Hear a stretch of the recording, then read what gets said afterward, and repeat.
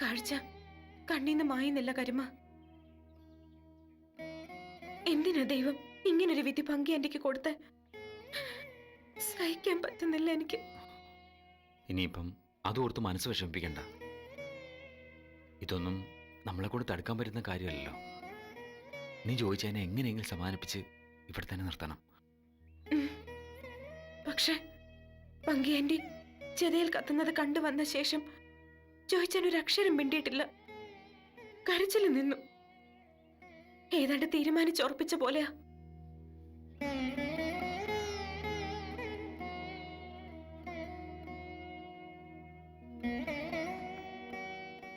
ജോയിച്ചാനിത് എങ്ങോട്ടാ?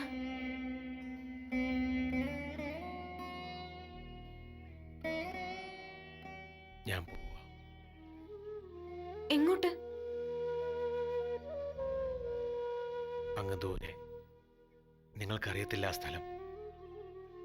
എന്റെ അമ്മച്ചിയുടെ പേര് മറിയാമ്മയെന്നായിരുന്നു. ഭ്രാന്ത് വന്നാ മരിച്ചത്. ഇവിടെ നിന്നാൽ എനിക്കും ഭ്രാന്ത് വരും ചിന്നു. അതുകൊണ്ട് ഞാൻ പോവാ എന്റെ അമ്മച്ചി അടക്കിയ സ്ഥലത്തേക്ക്. ജോയിച്ചാൻ ഒറ്റയ്ക്ക്? ഞാൻ ഇനിയൊന്നും ഒറ്റയ്ക്ക് തന്നെയല്ലേ. ഒത്തിരി കാലം പാതി ശരീരവും പാതി മനസ്സുമായിട്ട് കഴിഞ്ഞതല്ലേ അവള്. എന്നെ വിട്ട് പോയില്ലേ അവള്.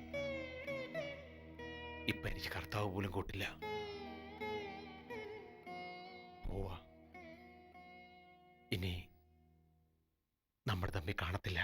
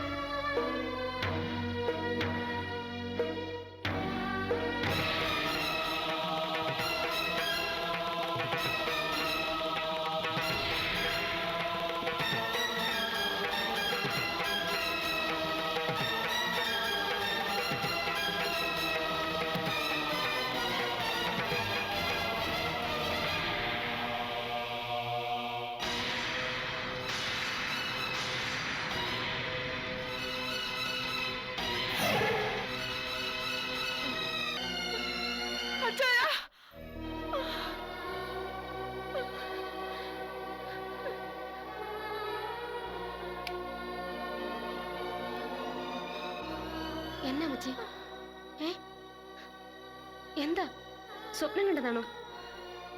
പറയാം മച്ചി, എന്നാ പറ്റിയത്? അത് എന്റെ ചായനെ തൂക്കിലേറ്റുന്നത്. വിചാരണ കഴിഞ്ഞില്ലേ മോളെ? എന്നതേലും അറിഞ്ഞോ?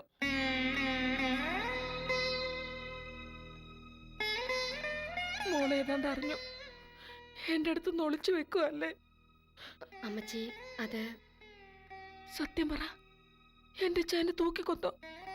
ഇല്ല അമ്മച്ചി, നാളെയാ വിധി പറയുന്നേ. പക്ഷേ ഇന്ന് ബോബന്റെ അപ്പച്ചൻ കുറ്റം ചെയ്തതായി തെളിഞ്ഞെന്ന് കോടതി പ്രഖ്യാപിച്ചു. ഒരു ദിവസമെങ്കിൽ ഒരു ദിവസം അമ്മച്ചി സമാധാനത്തോടെ ഇരുന്നോട്ടെന്ന് കരുതിയ ഞങ്ങൾ പറയാത്തെ. അപ്പോ ശിക്ഷ ഉറപ്പല്ലേ മക്കളെ? ശിക്ഷ കിട്ടും, പക്ഷേ എന്തായിരിക്കും എന്ന് പറയാൻ പറ്റത്തില്ല അമ്മച്ചി. കോടതിക്ക് ദയ തോന്നി വല്ല 5 or 6 കൊല്ലം തടവ് വിധിക്കാനും മതി. മോളെ, നീ വെറുതെ അമ്മച്ചിക്ക് ആശ തരുവാന്നോ? സത്യം പറ. അമ്മച്ചേ, അപ്പച്ചൻ ശിക്ഷ ചോദിച്ചു വാങ്ങായിരുന്നു. സകല കുറ്റങ്ങളും അപ്പച്ചൻ സ്വയം ഏറ്റു പറഞ്ഞു. വക്കീലിനെ വാദിക്കാൻ സമ്മതിച്ചതുമില്ല. എന്റെ ഡാഡിയെ കൊന്നതും കുന്നുമ്മൽ പള്ളിയിലെ ഫാദർ ഗബ്രിയലിനെ കൊന്നതും കിട്ടുണ്ണി വൈദ്യരെ കൊന്നതുമൊക്കെ അപ്പച്ചൻ ഏറ്റു പറഞ്ഞു. ഇനിയിപ്പോ ഏറ്റവും കൂടിയ ശിക്ഷ തന്നെ കോടതിക്ക് കൊടുക്കാതിരിക്കാനും പറ്റത്തില്ല. ഇല്ലെങ്കിൽ പത്രക്കാര് കോടതി പക്ഷഭേദം കാട്ടിയെന്ന് പറയും.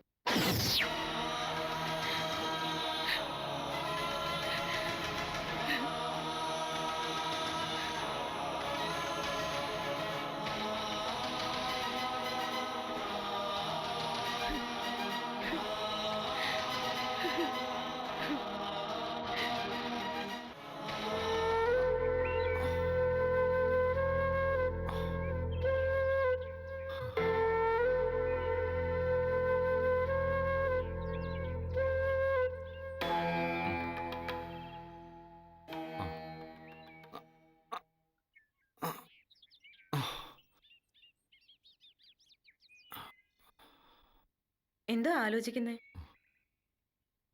മാടങ്കുന്നിൽ വന്നപ്പോൾ കേശവൻ പറഞ്ഞതിനെ പറ്റി നീ എന്ത് തീരുമാനിച്ചു? നീ എന്താ ഒന്നും മിണ്ടാത്ത? അല്ല, ഞാനെല്ലാം തീരുമാനിച്ചു കഴിഞ്ഞു എന്ന് കരുവിനോട് ആരാ പറഞ്ഞേ? കേശുമാമൻ പറഞ്ഞത് നമ്മൾ രണ്ടാളോടും കൂടിയിട്ടല്ലേ? അപ്പൊ പിന്നെ ഞാൻ മാത്രമായിട്ട് എങ്ങനെ ഒരു തീരുമാനം എടുക്കുന്നേ? എൻ്റെ കാര്യത്തിൽ തീരുമാനം പണ്ടുള്ളത് തന്നെയാണ്. ഞാൻ ഒരിക്കലും നീരറ്റി ചെന്ന് താമസിക്കില്ല. കയ്യാലപ്പുറത്ത് തേങ്ങ പോലെ ആ ബന്ധം.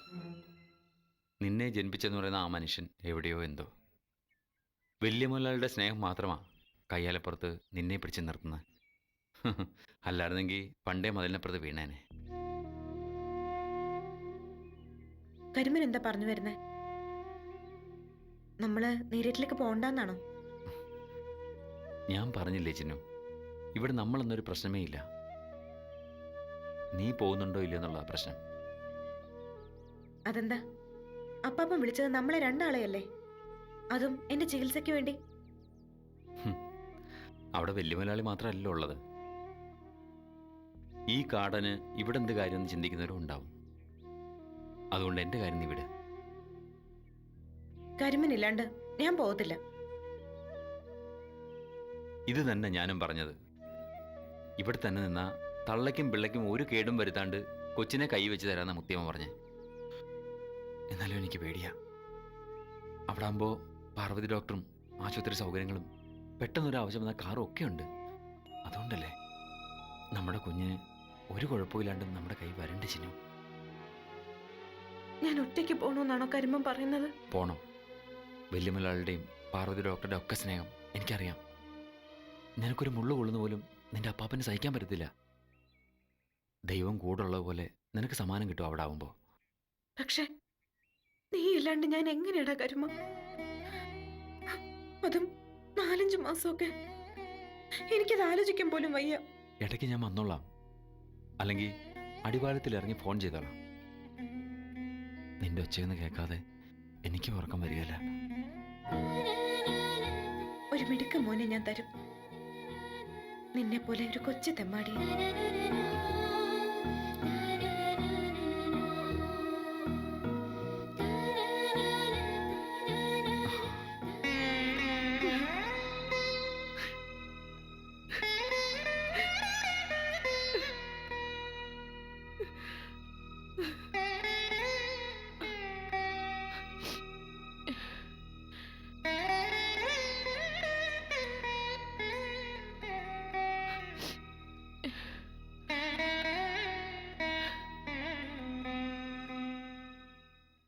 എന്നതാ മോളെ? സത്യമായി അമ്മച്ചി. അമ്മച്ചി കണ്ട സ്വപ്നം സത്യമായി.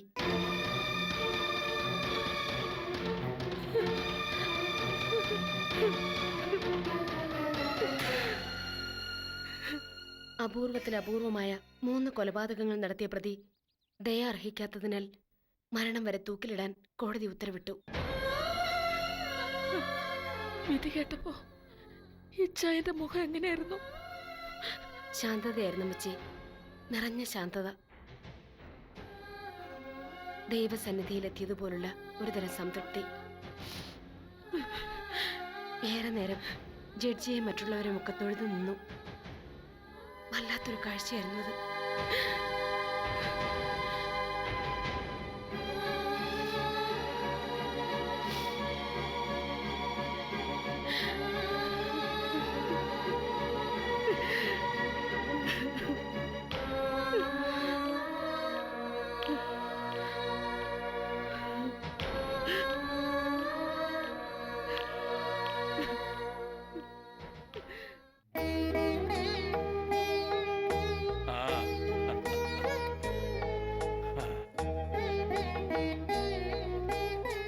കേശവൻ നായരാണെങ്കി കൂടപ്പറപ്പിനൊന്ന് കണ്ടേച്ചും വരാന്നും പറഞ്ഞു പോയി. അമ്മണിയമ്മ വീട്ടിലും പോയി. അപ്പൊ അടുക്കള പണിയൊക്കെ ഇപ്പൊ കൊച്ചാന്നോ ചെയ്യുന്നേ? അതിനെന്നാ, പണ്ട് അതിനാശിച്ചിട്ട് നടന്നില്ല. എങ്ങനെയും ആ ആശ അങ്ങ് തീരട്ടെ. അങ്ങനെ നീരേറ്റിലെ വീട്ടുകാരിയായി കൊച്ച്. അതാ പറഞ്ഞത്, വിധി നടത്തിക്കണ വഴികൾ വിചിത്രമാണെന്ന്. ഓ ആ ആ, ഒന്ന് പിടിച്ചേ. ആ. ഹലോ ഹലോ ഇത് കൃഷ്ണപിള്ളയാ. ആരാ പറഞ്ഞാട്ടെ? അച്ഛാ, ഇത് ഞാനാണ്, വിഷ്ണു. ഏ വിഷ്ണു ആണെന്ന്, അമേരിക്കന്ന്. ആ മോനെ, എന്തൊക്കെയാ അവിടെ വിശേഷങ്ങള്? നീയും മക്കളും ശ്വേതയൊക്കെ സുഖമായിട്ടിരിക്കുന്നോ? അതെ അച്ഛാ, ശ്വേത എന്റെ അടുത്ത് നിൽപ്പുണ്ട്. അച്ഛൻ അച്ഛാ, ഞാനാ ശ്വേതയാ. ആ, എത്ര കാലമായി കുഞ്ഞെ നിങ്ങളെയൊക്കെ ഒച്ച കേട്ടിട്ട്. ഇങ്ങനെ ഒരു വയസ്സിൽ ഇവിടെ ജീവിച്ചിരിപ്പോഴൊന്നും എന്റെ മക്കൾ ഇപ്പോഴെങ്കിലും ഓർത്തല്ലോ. ഓർക്കഞ്ഞിട്ടല്ല അച്ഛാ, ഇവിടുത്തെ ഓട്ട മത്സരത്തിനിടയിൽ സ്വസ്ഥമായിട്ടൊരു ഇത്തിരി നേരം കിട്ടണ്ടേ? മടുത്തു തുടങ്ങി അച്ഛാ. ഓ ഇങ്ങതാ. അച്ഛാ, ശ്വേത പറഞ്ഞത് വളരെ ശരിയാ. മടുത്തു. എന്തൊക്കെയോ നേടിക്കളയാന്നും ലോകത്തിലെ ഏറ്റവും നല്ല സുഖസൗകര്യങ്ങളൊക്കെ അനുഭവിക്കാന്നും കരുതി ഓടി വന്നതാ ന്യൂയോർക്കിലേക്ക്. തിരിഞ്ഞു നോക്കുമ്പോ പിന്നിലൊന്നും കാണാനില്ല അച്ഛാ. ബാങ്കിൽ കോടികളുടെ സമ്പാദ്യമുണ്ട്. അത് അച്ഛൻ തന്ന സ്വത്തുക്കൾ നോക്കി നടത്തിയാലും എനിക്കുണ്ടാക്കായിരുന്നു. ആ ആ ഇപ്പോ എല്ലാരെയും കാണണം തോന്നുക. ആ, മൂത്ത ആൺകുട്ടികൾ രണ്ടുപേരും ഇവിടെ തന്നെ സെറ്റിൽഡായി. പിന്നെ വീണ പഠിത്തം കഴിഞ്ഞു, വിനീത പഠിച്ചുകൊണ്ടിരിക്കുക. ഓ ഓ എന്നാലും പാർവതിയുടെ അങ്ങോട്ട് വന്നോടെ എനിക്കും നാട്ടിലേക്ക് വരണം തോന്നി തുടങ്ങി. ഇങ്ങോട്ട് പോരെ മോനെ. ഇഷ്ടമല്ലെങ്കിൽ നീ ഇനി അവിടെ കഴിയണ്ട. ആ പിന്നെ ഇവിടെ ഒരാള് ദേ എന്റെ അടുത്ത് ഇരിപ്പുണ്ട്, ഞാൻ കൊടുക്കാം. ആരാ? ഉറക്കെ, ഉറക്കെ, ഉറക്കെ, ഉറക്കെ. കുഞ്ഞേ, കൊച്ചു ത്രേസ്യാ. ആ, ആ. ഓർമ്മയുണ്ടോ നിനക്ക്? അതെന്ത് ചോദ്യം അമ്മച്ചി? കൊച്ചുറേസി അമ്മച്ചിയാ. നാടിനെയും വീടിനെയൊക്കെ ആലോചിക്കുമ്പോ ആദ്യം തെളിയുന്ന രണ്ട് മുഖങ്ങള് അച്ഛന്റെയും ത്രേസി അമ്മച്ചിയുടെയല്ലേ? സന്തോഷായി കുഞ്ഞേ. കുഞ്ഞിനോട് ഇത്രയും ദൂരം വർത്താനം പറയാൻ ഒത്തല്ലോ. ത്രേസി അമ്മച്ചി അച്ഛന്റെ കൂടെ ഉണ്ടെന്ന് അറിഞ്ഞിട്ട് വലിയ സന്തോഷായി. ത്രേസി അമ്മച്ചി പാടാറുള്ള ഞാറ്റുപാട്ടുകൾ ഇപ്പോഴും എന്റെ ചെവിയിൽ മുഴങ്ങുക. മക്കള് വരുവോ? ഇങ്ങോട്ട് വരുവോ അച്ഛനെ കാണാൻ? വരൂ അമ്മച്ചി, ഞങ്ങൾ അങ്ങോട്ട് വരിക. ആ, ഇങ്ങോട്ട് വരുവാന്ന്. ആ. മക്കള് വേഗം വാ, ഒന്ന് കാണാൻ കൊതിയാവുക.